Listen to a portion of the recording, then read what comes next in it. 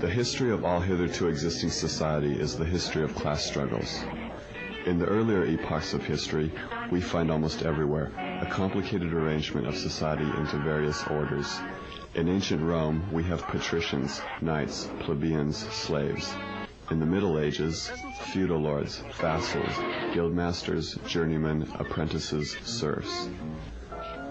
Our epoch, the epoch of the bourgeoisie, possesses, however, this distinctive feature. It has simplified class antagonisms.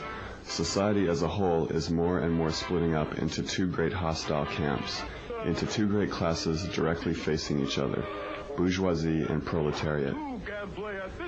The bourgeoisie has at last, since the establishment of modern industry and of the world market, conquered for itself, in the modern representative state, exclusive political sway. The executive of the modern state is but a committee for managing the common affairs of the whole bourgeoisie. The bourgeoisie has stripped of its halo every occupation hitherto honored and looked up to with reverent awe. It has converted the physician, the lawyer, the priest, the poet, the scientist into its paid wage laborers. It has left no other bond between people than naked self-interest, than callous cash payment. It has resolved personal worth into exchange value, and in place of the numberless, indefeasible chartered freedoms, has set up that single, unconscionable freedom, free trade. In one word for exploitation, veiled by religious and political illusions, it has substituted naked, shameless, direct, brutal exploitation. By freedom is meant, under the present bourgeois conditions of production, free trade, free selling and buying. The need of a constantly expanding market for its products chases the bourgeoisie over the whole surface of the globe. It must nestle everywhere, settle everywhere, establish connections everywhere. All old established national industries have been destroyed or are daily being destroyed. They are dislodged by new industries, whose introduction becomes a life and death question for all civilized nations. By industries that no longer work up indigenous raw material, but raw material drawn from the remotest zones, industries whose products are consumed not only at home, but in every corner of the globe. In place of the old wants satisfied by the production of the country, we find new wants requiring for their satisfaction the products of distant lands and climes.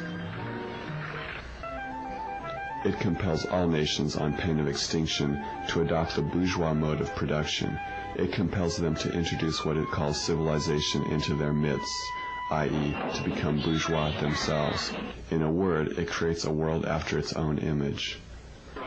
It has agglomerated population, centralized the means of production, and has concentrated property in a few hands.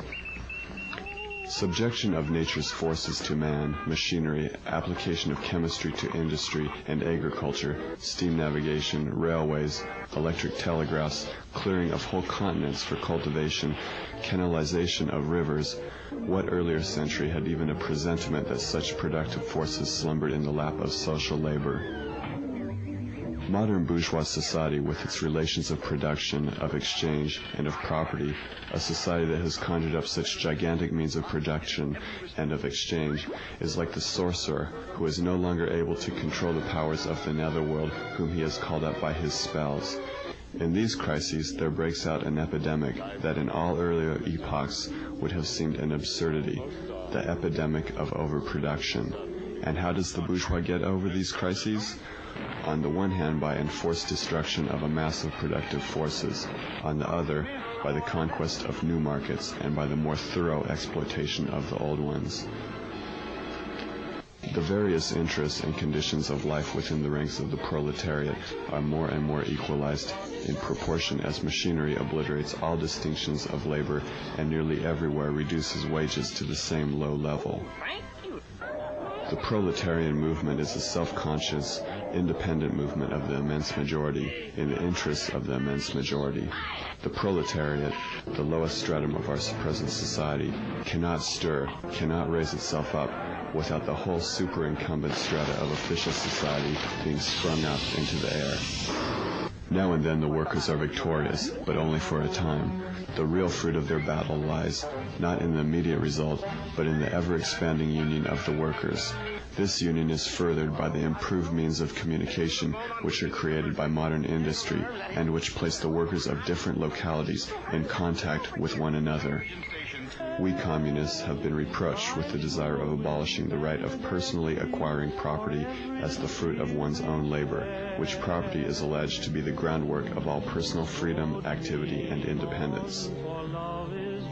Hard-won, self-acquired, self-earned property? Do you mean the property of the petty artisan and of the small peasant? There is no need to abolish that. The development of industry has to a great extent already destroyed it and is still destroying it daily.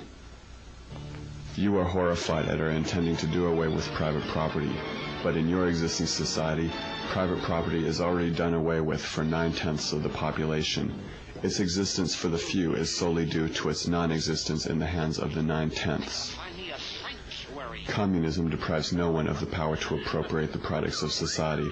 All that it does is to deprive him of the power to subjugate the labor of others by means of such appropriation.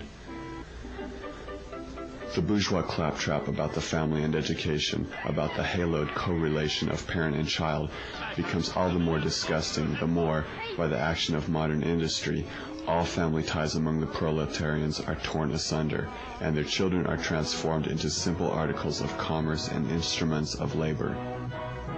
The bourgeoisie has torn away from the family its sentimental veil, and has reduced the family relation to a mere money relation. Nothing is more ridiculous than the virtuous indignation of our bourgeois at the community of women which, they pretend, is to be openly and officially established by the communists. The communists have no need to introduce community of women. It has existed from time immemorial. The workers have no country. We cannot take from them what they have not got.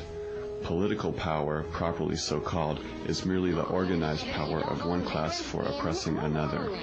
In place of the old bourgeois society, with its classes and class antagonisms, we shall have an association in which the free development of each is the condition for the free development of all.